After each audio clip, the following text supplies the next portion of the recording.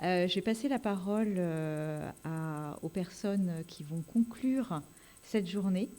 Donc, en premier lieu, le docteur Florian Scotté, de Gustave Roussy, qui s'est particulièrement investi dans cette journée, notamment sur la préparation, la mobilisation autour du baromètre que nous avons réalisé, dont nous vous avons présenté les résultats ce matin. Merci beaucoup Sandra, très investie mais pas présente pendant la journée parce qu'on avait notre comité de direction et Dr Rimarex également en tant que directrice médicale qui prendra la parole après.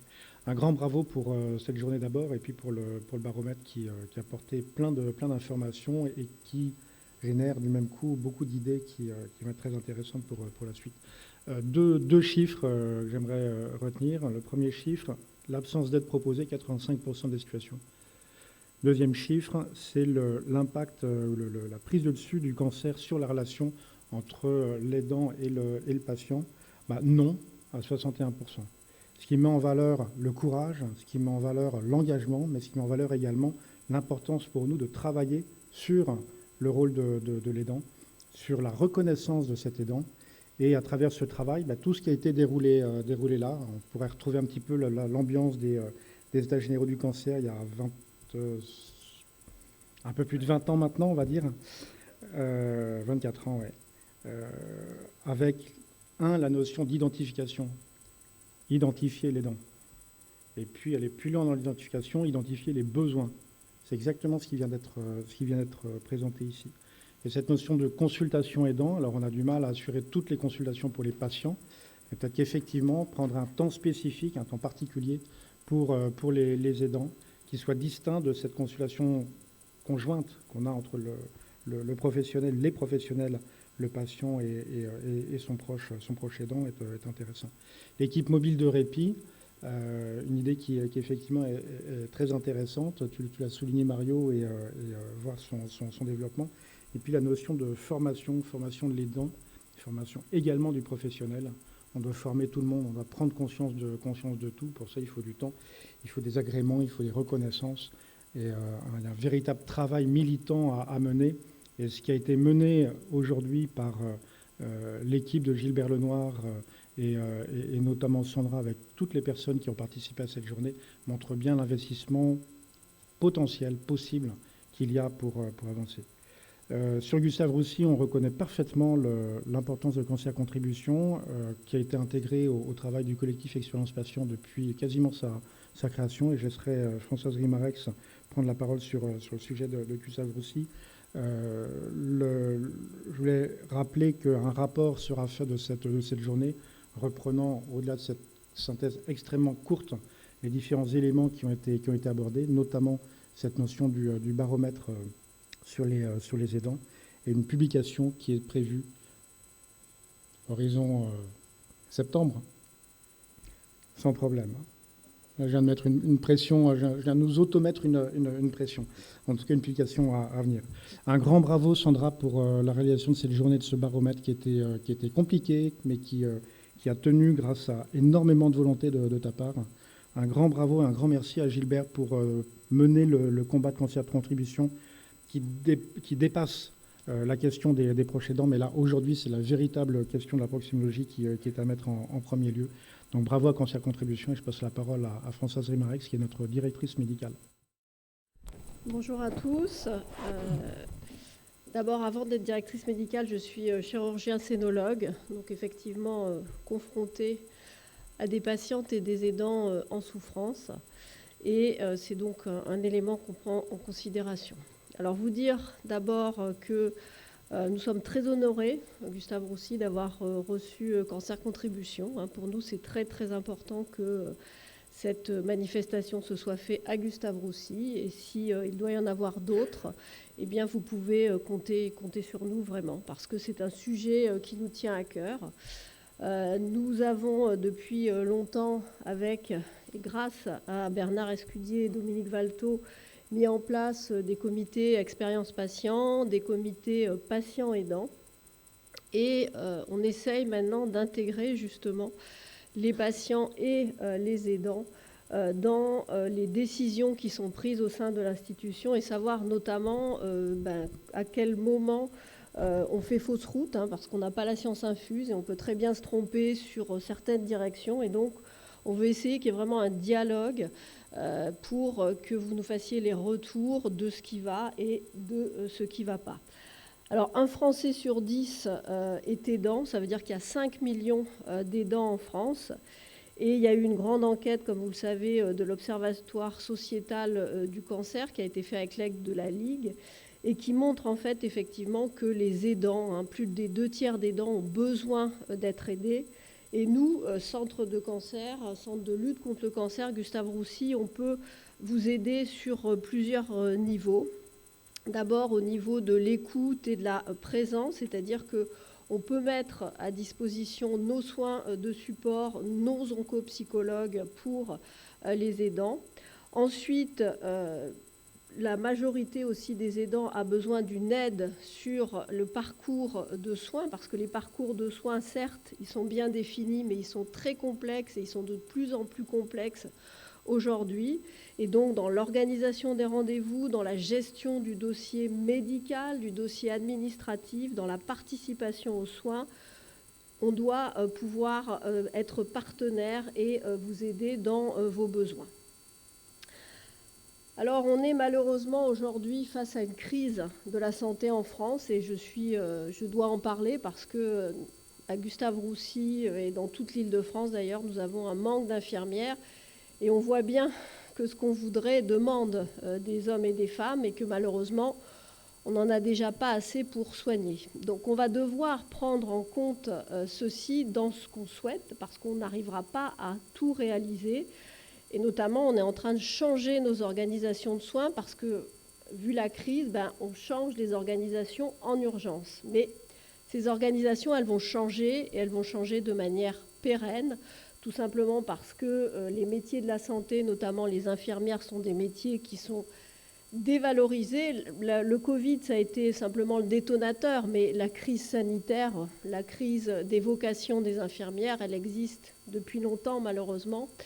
Et donc, on va devoir, malheureusement ou heureusement, je ne sais pas encore ce qu'il faut dire, aller vers des organisations de plus en plus ambulatoires, avec des gestes qui se feront à l'hôpital, mais avec une durée réduite, et donc une difficulté supplémentaire pour les patients et pour les aidants. Donc ça veut dire qu'on a besoin d'aidants partenaires pour nous dire, voilà, là vous faites fausse route, c'est pas possible, ou là, ok, c'est possible. Donc effectivement, il va falloir qu'on ait une grande proximité pour faire face à cette crise qui va durer et pour faire face à tous ces changements. Et c'est vrai que pour nous, déjà, l'aidant, c'est une culture qui est apparue il y a à peu près une dizaine d'années, mais qui n'est pas encore entrée dans les mœurs. On n'a pas de formation, les internes ne sont pas formés. Quand une personne arrive en consultation avec l'aidant, on ne sait pas qui est l'aidant, est-ce que c'est l'aidant, est-ce que c'est la personne de confiance. Donc c'est vrai qu'on a besoin aussi d'avoir beaucoup d'informations de votre part parce qu'on n'a pas de culture au jour d'aujourd'hui de l'aidant. Et donc si on arrive à construire, on va dire, une espèce de partenariat, je pense qu'on va pouvoir aller doucement vers ce changement d'organisation de la santé, mais surtout qui continue à se faire, on va dire, en toute tranquillité, entre guillemets, c'est-à-dire en évitant que ça soit un stress supplémentaire pour les patients et pour les aidants. Voilà ce que je voulais vous dire et encore à bientôt, j'espère. C'était très riche, c'était très bien.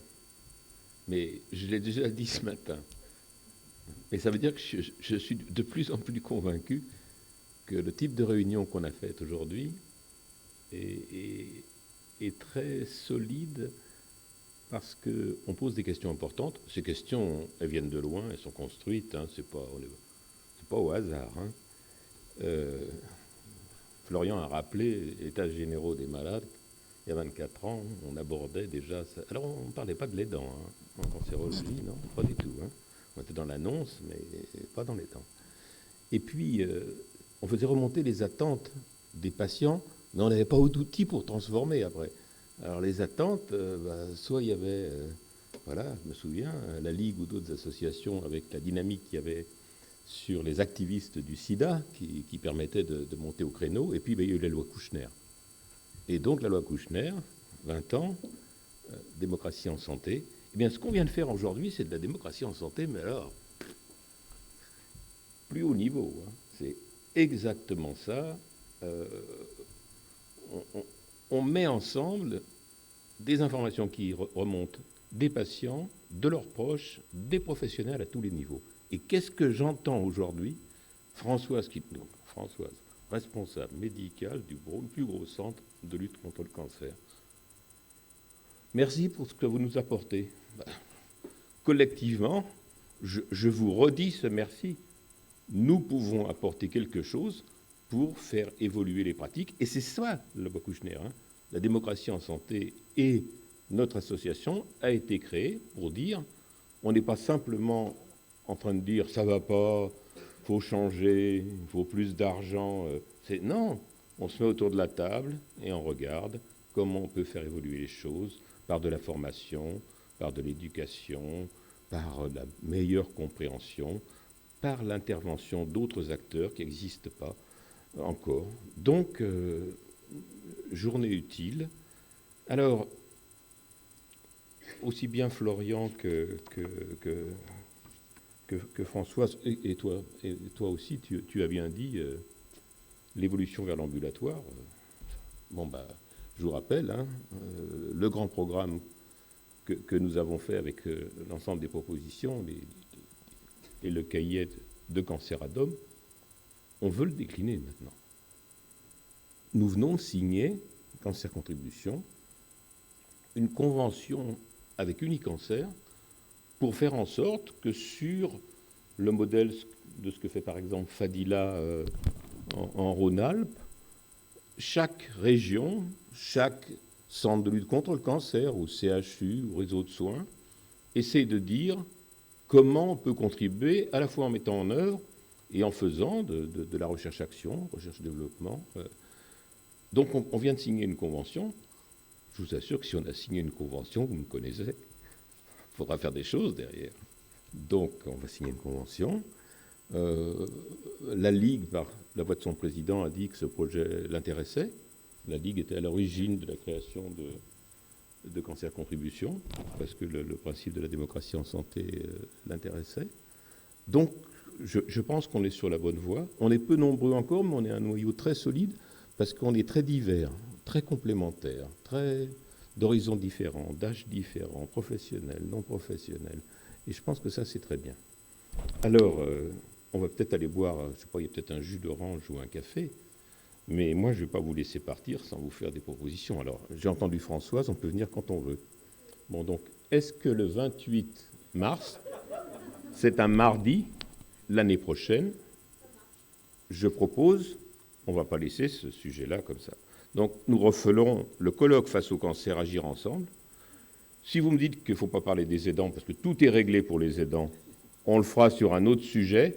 S'il y a encore un peu de choses à faire sur les aidants, je propose qu'on continue un peu sur les aidants, qu'on enfonce le clou, qu'on revienne sur les propositions, qu'on revienne sur les témoignages, qu'on revienne sur les actions, qu'on revienne sur les acteurs qui ont pris des initiatives, qu'on revienne sur ce catalogue, qu'on revienne auprès de l'INCa pour dire, dans les appels d'offres que vous faites, vous nous aidez à mettre en place, pas Cancer Contribution, d'autres acteurs, ou Cancer Contribution à travers.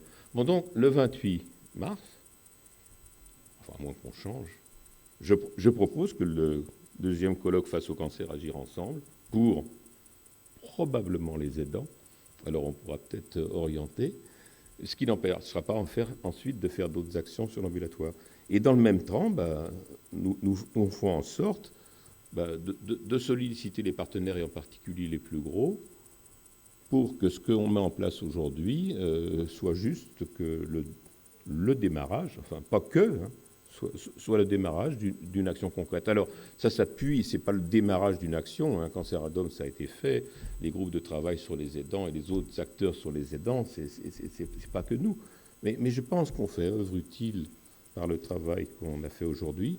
Je pense que les élus qui nous soutiennent sont très soucieux du travail que l'on fait.